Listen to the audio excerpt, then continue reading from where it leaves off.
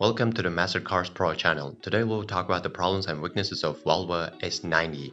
Large luxury saloons have quite a tough remit. They have to satisfy the needs of the demanding businessman, eager to make smooth, reliable, and economical progress while still making a suitable impression, and often they have to double up as upmarket family transport, large and practical enough to seat 5 and dispatch a continental holiday with ease. Traditionally, the Germans have held sway here, with the occasional Jaguar to snake the established order, but Volvo has always offered an alternative in this class too, with this latest S90 proving itself more than a match for its rivals. Engine choices from launch to 2020 were a pair of 2.0-liter diesels, a 2.0-liter petrol, and a powerful petrol-electric plug-in hybrid. From new, a good range of trims was available, but even entry-level models get plenty of toys as standard, both new and used. The S90 is priced right up against those premium models from the German brands, including the very capable Audi A6 and BMW 5 Series, plus the British Jaguar XF. Entry-level Momentum trim kicks off the range. This gets you LED headlights, heated leather seats, head-nav, Bluetooth and DAB radio. On top of that, there's a powered boot lead, keyless start, and rear parking sensors. Stacking up to inscription brings extra interior lighting, NEPA leather seats, and a larger 12.3-inch digital instrument cluster, as well as bigger alloys and electric front seats. Our design brings a different suspension setup that makes the ride harsher. On the road, the S90's D5 diesel engine used a clever compressed air system to help the turbocharger kick in more promptly, with the result that it accelerates extremely well. The lower power D4 isn't as quick, but it has enough show to move the S90 around and is more economical. Both engines can be a little gruff and cold, and the 8-speed automatic gearbox is a little too hesitant. The T8 is a petrol-electric plug-in hybrid. It's extremely quick to accelerate and shuffles between its two power sources easily. It might not be able to match its average claimed fuel economy figures, but it's a viable alternative if you're unsure about committing to a diesel. Add to that its comfort on all manner of roads and its motorway refinement, and the cost case for considering the S90 becomes very strong, even if ultimately it can't quite match its sportly rivals when it comes to handling finesse countered against. That is Volvo's reputation for safety, which continues in this car with a whole host of innovative high-tech kit. It's large and good-looking outside and very spacious inside for one, with a welcoming, stylish, and luxurious interior. The driver of a S90 is treated to a brilliant driving position no matter what their size or shape. Volvo seats are famous for their sportiveness, and the S90s are no different. While standard electric lumbar adjustment and seat height adjustment make getting comfortable no problem, the S90's steering wheel has a generous amount of adjustment too.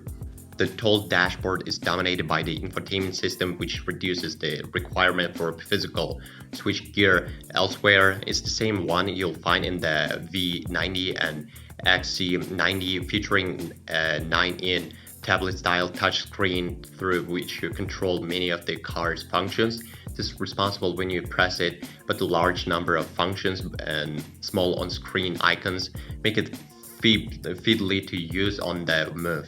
What's left in terms of buttons and switches is neatly arranged and pleasant to use despite the odd niggle. Interior space is one of the S90 strengths. It's one of the biggest cars in its class.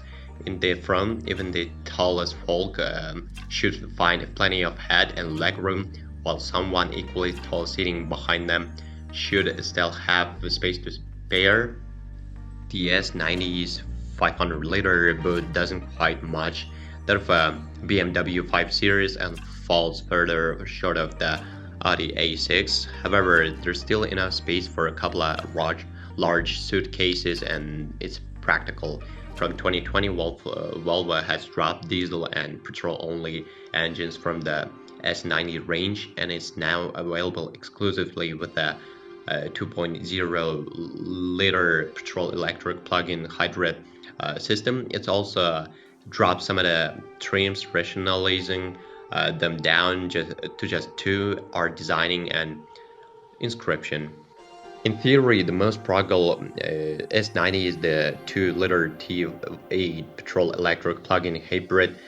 This has the stunning official average fuel economy figure of 141.2 mpg with correspondingly impressive 46 grams per kilometer CO2 emissions figures. However, this will only be achievable in a very few limited circumstances, with this real-world figure being considerably more ordinary. If it fits into your lifestyle, though, it's worth a look. The 2.0-liter D4 diesel engine helps the S90 achieve an average claimed WLTP figure of 50.4 mpg, while the more powerful 2.0-liter D5 claims 43.5 mpg. There are also a couple of more ordinary petrols for those who don't need a diesel and don't have a charging point at home. Both the T4 and T5 are rated to do 37.7 mpg, which is unsurprising since they both use the same sized engine. Volvo offers a variety of service plans for used cars that can fix the price of parts, labor, and oil for up to 6 years, and this can be paid for an interest-free monthly basis. And S90 will likely have been used on motorways as well on schools, runs, and so check the bodywork for stone chips and parking scuffs, as well as for any damage to the alloy wheels. So far, reported problems with the S90's mechanical bits are few. There have been issues raised with non-engine electrics, but these have usually been fixed under warranty and within a week. The AEB system, which is supposed to apply the brakes when the forward collision sensors detect an imminent collision, might not actually do so. Software update is all that is required to sort the issue, and it applies to V60, S90, V90, XC40, XC60, and XC90 models built between January 14 in 2019 and January 22, 2020.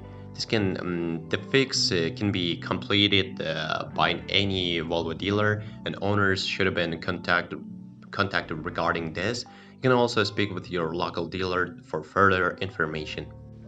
A problem was found with the Vehicle Connectivity Module (VCM) that sends location information to the emergency services after a collision. It applies to cars constructed between May 16, 2016 and November 1, 2018. Any Volvo dealer should be able to perform a software update to fix the issue for you.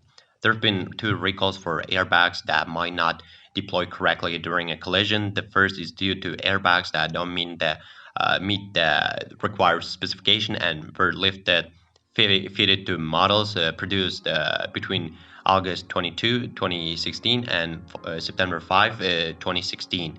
The second is for the retaining bolt and the curtain airbag. It could break the reduce the level of protection the airbag can provide. This recall affects certain S90s built between November 21st, 2016 and April 1, 2017. A small number of cars made between May 11, 2016 and August 19, 2016 had a problem with front seat belt and buckles that may not have been punched correctly during a production.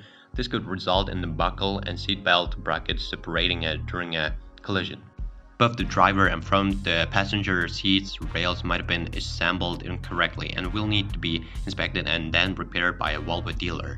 This applies to examples manufactured from October 18, 2017 and December 4, 2018. Volvo as a brand has improved according to our most recent reliability survey, finishing in 16th place out of 31 manufacturers.